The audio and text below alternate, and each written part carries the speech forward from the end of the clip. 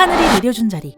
조선 최고의 권력자는 언제나 왕이었죠. 그 다음으로 권력이 센 사람은 후대 왕의 어머니이자 왕의 아내인 왕비였습니다. 하지만 우리에게 익숙한 왕비는 항상 후궁들에게 밀려서 질투를 하거나 패배를 당하기도 하는 비운의 캐릭터인데요. 역사 속에서도 왕비들은 있으나마나한 존재였을까요? 조선의 퍼스트레이디 왕비에 대해 알아봅니다. 왕비가 되기 위해선 먼저 세자빈이 되어야 했습니다. 세자빈은 10세 전후의 간택제도를 통해 뽑혔는데요. 왕자님과 결혼하기를 꿈꾸는 수많은 소녀들이 눈에 불을 켜고 달려들었을 것 같지만 사실 전국에서 들어오는 간택단자는 기껏해야 25명에서 30명 정도밖에 되지 않았습니다. 양반들이 자신의 딸이 세자빈이 되는 것을 극도로 꺼려했기 때문인데요. 일단 딸이 왕비가 되면 집안 전체가 정치권의 극심한 견제를 받아야 했고요. 의상이나 가마 등 비용이 부담되기도 했죠. 최종 면접까지 갔다가 떨어진 처자는 평생 결혼도 할 수 없었습니다. 게다가 간택심사는 미리 내정자를 정해놓고 형식적으로 하는 경우가 많았죠. 이 뭔 개소리야! 당연히 자신의 딸이 들러리만 서기를 바라는 부모는 없었습니다. 그래서 세자빈 간택을 위해 금혼령이 떨어지면 나이를 속이거나 몰래 결혼을 시키기도 했습니다. 하지만 이렇게 결정된 세자빈이 그대로 중전이 된 경우는 단 6명뿐입니다. 그렇게 어렵게 오른 왕비의 자리는 어디였을까요? 궁궐 내 왕과 왕비의 공간은 구분되어 있습니다. 왕비의 거처인 교태전은 경복궁의 중앙에 위치해 있는데요. 그래서 왕비가 있는 곳을 중궁전, 왕비를 중전마마라고 부른 겁니다. 왕비가 되면 내명부, 외명부의 수장으로서 막강한 권력을 손에 쥐게 되는데요. 내명부는 궁에 사는 모든 여성들, 왕과 세자의 후궁 궁녀들을 이루고 외명부는 공주를 비롯한 종친 및 사대부의 정실부인들을 모은 집단이에요. 왕비는 왕실의 퍼스트레이디로서 내외명부의 인원들이 하극상을 벌이지 않고 사이좋게 지낼 수 있도록 관리 감독하는 일을 했습니다. 특히 세종대왕의 왕비인 소원왕후 심씨는 내명부를 완전히 장악해서 궁중 암투의 싹을 잘라버리기도 했죠. 거기다 왕비는 매년 50회가 넘는 국가제사와 수많은 잔치도 직접 주관해야 했습니다.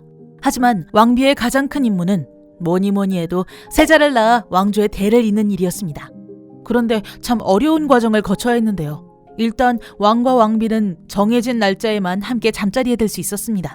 왕비의 월경이 끝난 날을 기준으로 금음이나 보름은 제외되었고 60간지를 날짜에 붙였을 때 뱀이나 호랑이가 들어가는 날도 안 됐고 비, 천둥, 번개가 치는 날도 안 됐습니다. 또 일식이나 월식, 제사가 있는 날, 왕비가 아프거나 난 직후에도 금지됐죠. 이렇게 어렵게 합궁 날짜가 정해져도 왕실 최고 상궁인 제주 상궁의 감독하에 합궁을 해야만 했습니다. 왕과 왕비가 머무는 방 주변에는 8명의 숙직 상궁들이 둘러싸고 지켰습니다. 이때 상궁들은 살아있는 닭을 들고 대기했는데요. 왕이 위급한 순간이 생기면 즉석에서 닭의 피를 먹여 응급조치를 하기 위해서였죠. 금기사항이 너무 많아서 일반적인 부부처럼 오붓한 시간을 보내기는 힘들었습니다.